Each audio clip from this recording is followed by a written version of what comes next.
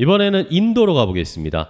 자, 팔아보고 공장 짓겠다던 테슬라 이번에 뭔가 입장이 바뀌었습니다. 인도에 과연 기가팩토리를 지을 것인가에 대한 이야기가 나오고 있습니다. 자, 로이터 통신에 따르면요, 테슬라가 인도에 국내 판매 및 수출용 전기차 생산 공장 설립을 제안했다라는 겁니다. 인도 정부에다가 기가팩토리를 인도에 짓는 건 어떠냐라고 제안을 했답니다. 이번 주에 인도를 방문하고 테슬라 임원진이 인도의 총리죠, 모디 총리를 방문해서 주요 정부 인사들을 만났다라는 소식이 전해지고 있는데요. 테슬라가 작년이었습니다.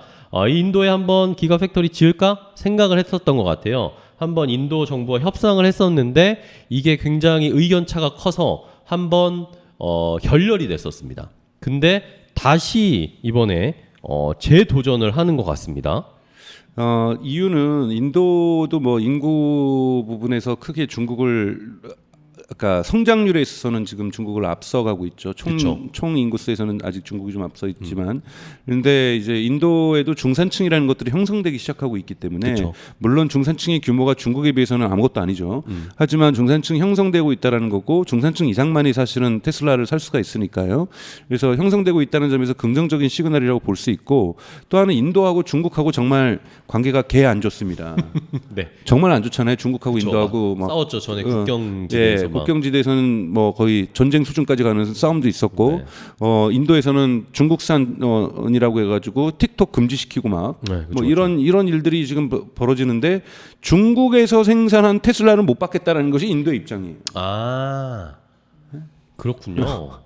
그러니까 너네가 보는 거에서도 생산되면서 보내줄 때도 원산지 표시해라 뭐 이런 얘기를 하거든요. 근데 사실은 중국에서 가장 많이 테슬라가 생산되고 있단 말이에요. 그쵸. 상하이 공장에서. 가깝고. 네, 가깝고. 그러니까 인도에 팔아먹기 위해서는 중국에서 만들어진 걸로 갖다 줄 수는 없는 거예요. 그럼 직접 들어가자. 네, 그러니까 인도에서 만들어야 되는 거죠. 근데 이제 문제는 인도의 시장 사이즈이기 때문에, 근데 인도에서 만들면 유럽에다 갖다 팔기는 조금 편하거든요. 그렇죠. 그렇기 때문에 인도에서 생산을 할 거라고 좀 보고 있습니다. 네. 인도 기가팩토리가 세워질 거다라고 네. 보시는 거예요? 그러니까 인도 시장을 공략하기 위해서도 그렇고, 인도 시장 외에 있는 동남아 시장을 공략하던 유럽으로 실어 나르던, 왜냐하면 유럽 시장 같은 경우는 베를린 공장 하나에서 감당하기 어렵기 때문에, 그쵸. 사실 여러분 여기는 한국에서 소식이 안 나왔겠지만 프랑스도 방문했어요.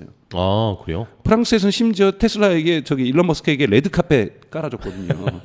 그래서 마크롱이 프랑스하고의 프랑스에 지어라. 프랑스에도 지어라. 이런 얘기이기 때문에 지금 윤석열 대통령만 지금 만나는 게 아니에요. 누가 먼저 만나냐 안 만나냐가 중요한 게 아니라 다 만나고 있군요. 레드카펫을 심지어 깔아줬어요. 레드카펫을. 그래서 일론 머스크가 레드카펫 밟으면서 엘리제 궁을 들어갔거든요. 이야, 그래서 국빈 지금 수준이네 뭐. 네, 프랑스도 지금 일론 머스크 즉 테슬라에게 러브콜을 보내고 있다라는 걸 또 말씀을 드리겠습니다. 네. 네.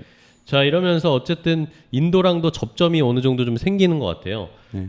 이 양측이 인도에서 현지 부품을 구입해서 인도 기가팩토리에서 테슬라 자동차를 만들어라, 이런 식의 딜을 하고 있는 것 같아요. 그렇겠죠. 인도 정부는 그걸 요구하겠죠. 네. 그러면서 수입세 그 대신에 테슬라는 수입세를 좀 낮추는 걸 얻을 수 있는, 이렇게 서로 딜을 좀 하고 있는 것 같습니다. 자, 이러면서 테슬라 역시 말씀해 주신 것처럼 인도의 제조 기지를 만들면 중국 리스크를 분산하는 효과를 얻을 수 있을 것 같다라는 그런 이야기들이 나오고 있습니다. 과연 진짜 인도에 지어질지. 그리고 모디 총리가 조금 있으면 미국에 간답니다. 그렇기 때문에 여기에서 또 어떤 이야기가 나올지도 체크를 해봐야 될 것 같아요. 다음 뉴스 가겠습니다. 자, 모건 스탠리에서 그러면서 또 이러면서 한편에서는 모건 스탠리에서는 리쇼어링 최대 수의 전기차 업체는 테슬라가 될 거다라는 이야기가 나왔습니다. 자, 모건 스탠리의 아담 조나스 애널리스트는 투자 노트를 보냈는데, 이 투자자들에게 많은 국가들이 전기차 배터리 시장의 90%를 차지하는 중국에 대한 의존도를 낮추기 위해서 요거에 집중을 하고 있는데, 그러면서 탈탄소화된 미래를 위한 새로운 공급망을 만들어야 전기차도 원활하게 만들 수 있고 가격도 비싸지 않게 제작비도 많이 안 들면서 만들 수 있을 것이다 라는 이야기를 했습니다. 그러면서 테슬라는 이미 배터리셀을 자국에서 만들고 있고, 이것뿐만 아니라 환경 배출, 최소한의 환경 배출로 기술 혁신과 제조 능력을 통해서 긍정적인 단위 경제, 그 수직 계열화를 잘 만들고 있기 때문에 비용을 절감할 수 있다. 그렇기 때문에 리쇼어링 하는 상황에서 테슬라가 가장 경쟁력 있는 전기차 업체가 될 거다. 근데 반면에 포드나 중국의 배터리 제조업체 CATL과 같은 회사들은 지정학적 우려나 잠재적인 기술 장벽 때문에 리쇼어링 관련해서는 위기에 처할 수 있다라는 또 평가를 했네요. 어떻게 보세요?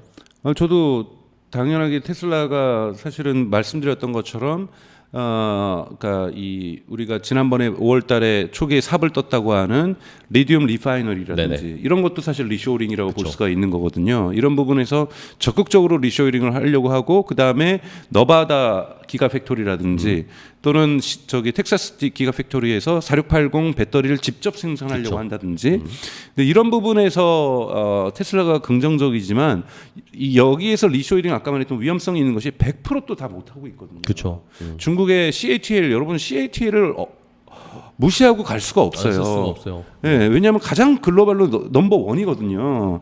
그러니까 생산량에 있어서 그리고 가격도 상당히 저렴하고 그래서 중국 생산하는 테슬라 같은 경우에는 CATL을 쓸 수밖에 없는 거고 그리고 미국에서 생산하는 것도 일부 CATL을 쓸 수밖에 없는 거죠. 안 그러면 다른 데서 그 정도의 가격에 만들어줘야 되는 거거든요. 비싸게 사와야 되는. 그래서 아직까지는 4680으로 완전히 전환을 하지 못했기 때문에 전환을 하느라도 파나소닉이나 LG나 그리고 테슬라가 지금 자체 생산하는 걸로 4680을 하는데 또 하필이면 또 전체 생산량은 계속해서 증가한단 말이에요. 모델 2에도 4680을 쓸 수 있을 것인가 과연 현재 생산 구조로는 되게 어렵단 말이죠. 그래서 리쇼어링의 수혜자인 것은 맞습니다만 그러한 위험성들은 분명히 갖고 있는 것 같습니다. 네. 네, 좋습니다.